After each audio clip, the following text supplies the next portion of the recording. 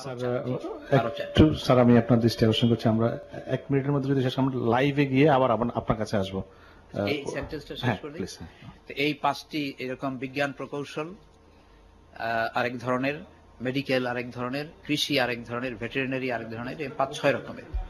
এদের সবার ভাষা কিন্তু ইংরেজি, এবং শুধু জেনারেল ইউনিভার্সিটি, ঢাকা ইউনিভার্সিটি, এরা ইংরেজি এবং বাংলা দুটোই চলে। তো এই ব্যাপারে একটা সিদ্ধান্তে আসা দরকার যে কি হবে বাস্তব অবস্থায়। হয়তো ইংরেজি আমাদেরকে গ্রহণ করতে হবে, কিন্তু সেটা সর্বসম্মতিক্রমে হতে হবে। এটুকু বলে আমি শেষ করি। সম্মানিত অতিথিবৃন্দ, আপনাদের সবাইকে স্বাগত জানাচ্ছি ভোরের কাগজ আয়োজিত আজকের এই গোল টেবিল আলোচনায়। আমাদের আলোচনার বিষয়বস্তু হচ্ছে importance of learning English as international language for better entry in global job market and world business. আজকে আমাদের এই অনুষ্ঠানে প্রধান অতিথি হিসেবে উপস্থিত আছেন মাননীয় বাণিজ্য মন্ত্রী জনাব ফারুক খান এমপি, এবং বিশেষ অতিথি হিসেবে আছেন জনাব অধ্যাপক নজরুল ইসলাম, চেয়ারম্যান বিশ্ববিদ্যালয় মঞ্জুরি কমিশন, এবং আরো অনেক বিশিষ্ট ব্যক্তিত্ব আছেন বিশেষ অতিথি হিসেবে। তারা সবার বক্তব্য আমরা শুনবো। আমরা অনুষ্ঠানটি যেহেতু সরাসরি সম্প্রচারিত হচ্ছে, এজন্যই সেটার সুবিধার্থে আমরা যদি একটু কম ঘোরাফেরা করি তাহলে সেটি সুন্দরভাবে টেলিভিশনের পর্দায় দেখানো যাবে, এবং আজকের এই আলোচনাটিও সুন্দর হবে। আমরা আলোচনার সুবিধার্থে সবাইকে খুব সংক্ষিপ্ত প্রাথমিকভাবে বক্তব্য রাখতে হবে, পরবর্তীতে আমরা আরো বিস্তারিত বক্তব্য রাখতে পারবো। আমি এই আলোচনাটির সূত্রপাত করেছিলেন জনাব ফিরোজ এম মুকুল, তিনি প্রফেসর, এফএম মিনিস্ট্রির প্রিন্সিপাল সেখানকার। তিনি ইতিমধ্যে একটি প্রাথমিক বক্তব্য রেখেছেন, সূচনা বক্তব্য। আমি এরপর তাকে অনুরোধ জানাচ্ছি ছোট্ট একটি পাওয়ার পয়েন্ট প্রেজেন্টেশন 5 মিনিটের, যেটি তার রিকমেন্ডেশন এবং আছে। এটির পরে আমরা আবার মুক্ত আলোচনায় ফিরব। ফিরোজ এম মুকুল, আপনাকে অনুরোধ জানাচ্ছি এই আপনার রিকমেন্ডেশনস গুলো পাওয়ার পয়েন্ট প্রেজেন্টেশন আকারে উপস্থাপন করার জন্য।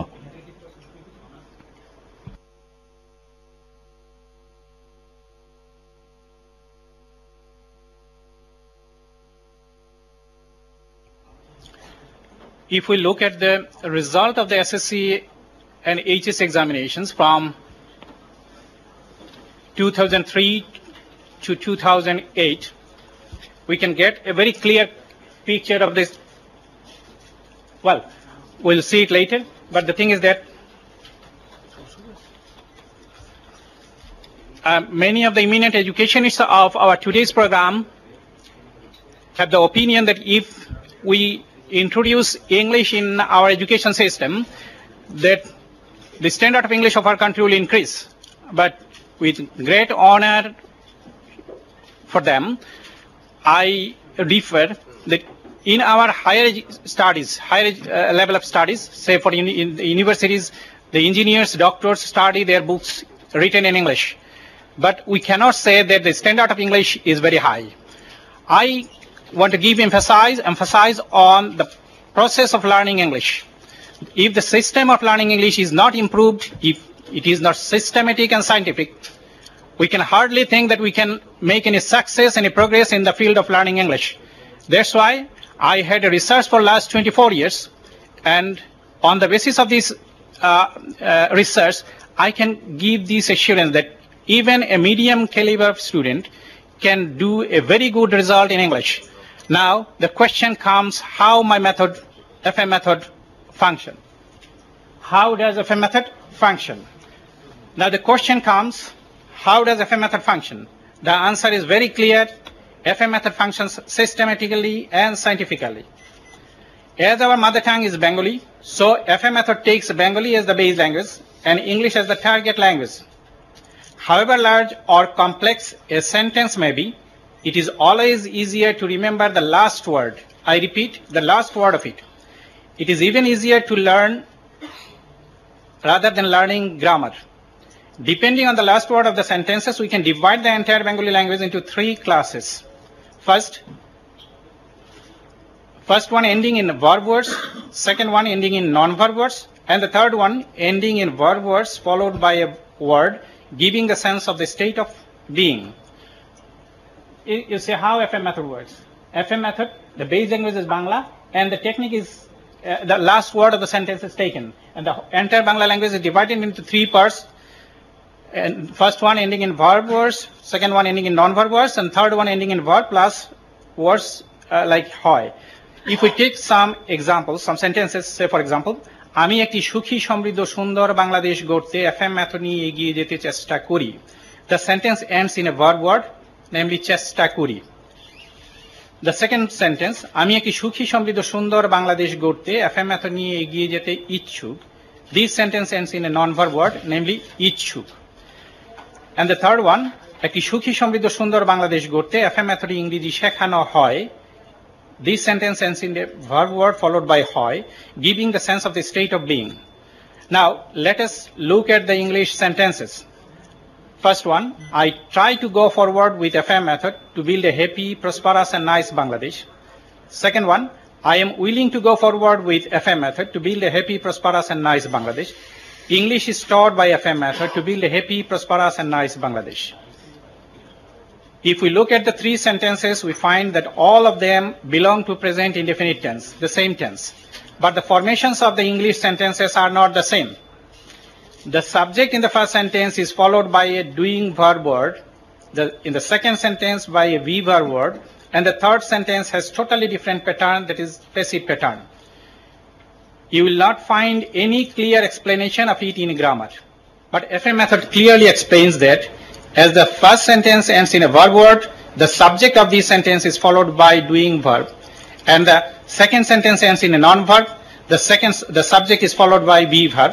And the third sentence ends in a verb word followed by hoy, has the passive pattern, so the sentence is formed in passive voice. Let us see how the lessons of FM method work. I or each of the sentences are replaced by person or thing or the idea talked about. And if the last word of the Bengali sentence is a verb word, we have to pick it up and put it in place of do of the lesson. Diagram. If the last word of the Bengali sentence is non-verb, we have to talk it and put it in place of dash of lesson 3. And if the last word of the verb word followed by hoy, we have to put the done form of the verb in the bracket of lesson 4. This is the lesson. And if we want to form affirmative sentences, we shall use form number 1 of the lessons. Similarly, for negative sentences, we shall use form number 2. For affirmative questions, form number 3, and for negative questions, form number 4. Now the question comes, what is the maximum number of sentences can a learner make from a single sentence by FM method? The clear answer is he or she can make 22 questions by applying WH question words before form number 3 and form number 4. And by the form number 1 and form number 2, he or she can answer to all the 22 questions. The result is, out of one single sentence, a student can ask 2 questions and give 22 answers. That is, he can make 44 sentences out of only one sentence. However expert a man may be, he can never go beyond these 44 angles of conversation. So FM method works very systematically and scientifically, bringing out the students' talent to their utmost level of conversational skills. Thank you. Thank you mister Feroza Mukul FM method নিয়ে যে আপনি কাজ করেন সেটি সম্পর্কে বক্তব্য রাখার জন্য। সম্মানিত অতিথিবৃন্দ এবং উপস্থিত সুধীবৃন্দ, টেলিভিশনের পর্দায় যারা দেখছেন, আপনাদের সবাইকে আবারও স্বাগত। আমাদের এখানে আজকে উপস্থিত আছেন জনাব এহসানুল হক মিলন, সাবেক শিক্ষা প্রতিমন্ত্রী। আমাদের এখানে উপস্থিত আছেন প্রফেসর নজরুল ইসলাম, চেয়ারম্যান বিশ্ববিদ্যালয় মঞ্জুরি কমিশন, প্রফেসর মুস্তফা নুরুল ইসলাম, দেশের বিশিষ্ট শিক্ষাবিদ, প্রফেসর এ কে আজাদ চৌধুরী, সাবেক বিসি ঢাকা বিশ্ববিদ্যালয়, সৈয়দ আবুল মকসুদ, শিক্ষাবিদ columnist, professor Shamsher Ali, VC south east বিশ্ববিদ্যালয়, সৈয়দ মোয়াজ্জেম আলী, সাবেক পররাষ্ট্র সচিব কূটনীতিবিদ, ডক্টর খন্দকার রাজুর রহমান, ভিসি ইবাইজ বিশ্ববিদ্যালয়, প্রফেসর মমতাজউদ্দিন পাটোয়ারি, দেশের শিক্ষাবিদ, প্রফেসর আমিনুল ইসলাম, ড্যাফোডিল বিশ্ববিদ্যালয়ের, professor Abdus Samad, VC prime university. উপস্থিত আছেন প্রফেসর জয়নুল আবেদিন চৌধুরী, সাবেক পরিচালক নাইম, মেহজাবিন রহমান, প্রফেসর স্ট্যামফোর্ড বিশ্ববিদ্যালয়, জগলুল আহমেদ চৌধুরী, সাংবাদিক কলামনিস্ট, সাবেক ব্যবস্থাপনা পরিচালক, বাংলাদেশ সংবাদ সংস্থা, নাসিম ফেরদৌস, কূটনীতিক। আপনাদের সবাইকে আবারও স্বাগত। আমি প্রফেসর নজরুল ইসলামকে যে জায়গায় বক্তব্যটি শেষ করেছিলেন, আবার যদি সংক্ষেপে 1-2 মিনিট বলে তারপর আমরা আলোচনায় যাব, যেহেতু আপনাকে একটা পর্যায়ে শেষ করতে হয়েছিল, সেটা যদি শুরু করে আমরা সবাই সংক্ষেপে প্রাথমিকভাবে কিছু বক্তব্য রাখবো, তারপর আবার দীর্ঘ আলোচনা যেতে পারবো, মূল আলোচনাটি চলতেই থাকবে। ধন্যবাদ। আমি বিশ্ববিদ্যালয় পর্যায়ে ইংরেজির অবস্থানটা বলছিলাম। আইনে যাই থাকুক, বাস্তবে কিন্তু ইংরেজি খুবই প্রতিষ্ঠিত বিশ্ববিদ্যালয় পর্যায়ে বাংলাদেশে। এখন এটার নিশ্চয়ই একটা প্রয়োজনীয়তা বা এরকম চাহিদা ছিল, যে কারণে হয়েছে। প্রবন্ধকার তার প্রবন্ধে লিখেছেন যে যথেষ্ট বইপত্র বাংলায় নেই বিভিন্ন টেকনিক্যাল বিষয়গুলোতে, এটা সত্য। এবং 38 বছরে আমরা সব বিষয়ে এমন বেশি সংখ্যক বই দিতেও পারি নাই। বাংলা একাডেমি বা অন্যান্য সব সংস্থা মিলেও, মঞ্জুরি কমিশনও এর মধ্যে চলে আসে, আমরা খুব বেশি উচ্চমান বিশ্ববিদ্যালয় মানের মৌলিক গ্রন্থ এমনকি অনুবাদ প্রকাশ করতে পারি নাই। অতএব শিক্ষার্থীরা ইংরেজির দিকেই ঝুঁকে পড়ে, এবং যেহেতু এখন প্রাইভেট বিশ্ববিদ্যালয় ইংরেজি একমাত্র ইংরেজিই ব্যবহার করছেন এবং অধিকাংশ পাবলিক বিশ্ববিদ্যালয় তারাও করছেন, সেই জন্য ইংরেজির অবস্থানটা দৃঢ় হয়ে গেছে। এখন সিদ্ধান্ত নিতে হবে অফিসিয়ালি যে আসলে বিশ্ববিদ্যালয় পর্যায়ে ভাষাটি কি হবে। যদি ইংরেজি প্রচলন হয়ে থাকে স্বীকার করে নেওয়া ভালো, সেই অনুযায়ী অগ্রসর হওয়া ভালো, ইংরেজি কিভাবে শেখানো যায়। আর বাইরে উচ্চতর শিক্ষার জন্য গবেষণা ছাড়া তো আমার শিক্ষার উন্নতি হবে না, এবং গবেষণার ক্ষেত্রে আমাদের আন্তর্জাতিক পরিমণ্ডলে ঢুকতে হবে, এবং সেই সাথে তাদের সাথেই বিশ্বের সকল বিশ্ববিদ্যালয়ের সাথে, উন্নতমান বিশ্ববিদ্যালয়ের সাথে প্রতিযোগিতামূলক ভাবে এগুতে হবে। এবং সেইখানে আমাদের ইংরেজি একটা ভালো মাধ্যম, একমাত্র নয়। এখন জাপানে যারা পিএইচডি করতে যাচ্ছেন তাদের জাপানি শিখতে হয়, কোরিয়াতে যাচ্ছেন কোরিয়া শিখতে হয়, চায়নাতে যাচ্ছেন চাইনিজ শিখতে হয়, ইউরোপের বিভিন্ন দেশে গেলে সেই ভাষা শিখতে হয়, জার্মানিতে গেলে জার্মান শিখতে হয়। তো এই জিনিসগুলো আছে, তবুও ইংরেজিটার একটা বিশ্বজনীন একটা গুরুত্ব পেয়ে গেছে, সেই হিসাবে এটা সহজ আমাদের জন্য। তাহলে এই শেখার সুযোগটা দিতে হবে। আমরা 12 বছর শিখছি স্কুলে, তারপরেও তেমন শিখি নাই, মানে বিজ্ঞানসম্মতভাবে ইংরেজি আমরা শিখতে পারি নাই, বলতেও আমরা ইংরেজির যথার্থভাবে বলতে পারি না। এবং চাইনিজরা এখন যখন ইংরেজি শেখে একটা শুদ্ধ প্রক্রিয়ায় শেখে, যার কারণে তাদের উচ্চারণ, ইন্টোনেশন এগুলো অনেক ভালো হয়, যদিও তাদের জন্য ইংরেজি শেখা আমাদের চেয়ে অনেক বেশি কঠিন।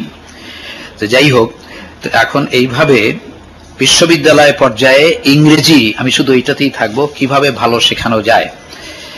এখন একটা হলো বই পড়ার সেই স্কিল, এবং ইংরেজি ভাষায় লেখার স্কিল, আধুনিক ইংরেজি ভাষায় লেখার স্কিল, এইটা। আর বলাটা আমি বেশি গুরুত্ব দেই না, সেটা বিজনেস সেক্টরের জন্য গুরুত্বপূর্ণ, যেটা এখানে বিষয়, আমি স্বীকার করি। বিজনেস সেক্টরের জন্য ভালো বলতে পারাটা গুরুত্বপূর্ণ। যারা ভালো ইংরেজি কমিউনিকেট করতে পারবেন তাদের সুবিধা। আমি এটা শুনেছি বাংলাদেশে, ওই যে যখন বলা হলো যে গার্মেন্টসের ধস নামে নাই, তার অনেক কারণের মধ্যে একটা হলো বাংলাদেশের এই গার্মেন্ট সেক্টরের যারা এন্টারপ্রেনিউর তারা শিক্ষিত, ইংরেজি যথেষ্ট ভালো জানেন।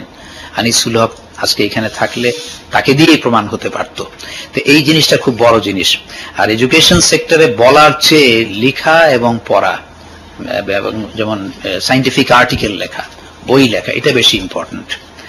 আমরা অনেক সময় জানি যে শিক্ষকদেরকে, আমি এআইটি এশিয়ান ইনস্টিটিউট অফ টেকনোলজিতে মাস্টারি করেছি 4 বছর, সেখানে 42টা দেশের শিক্ষকরা মাস্টারি করতেন।